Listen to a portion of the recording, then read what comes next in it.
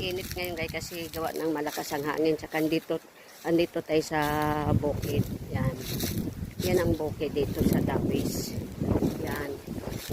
Yan. Grabe hangin guys. Tingnan mo, mga hangin kaya hindi siya gaano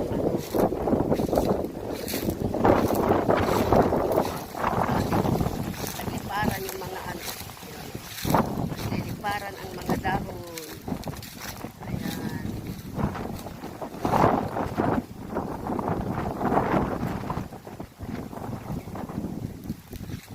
Ayan. Punta tayo sa may bandang gitna guys. Ayan.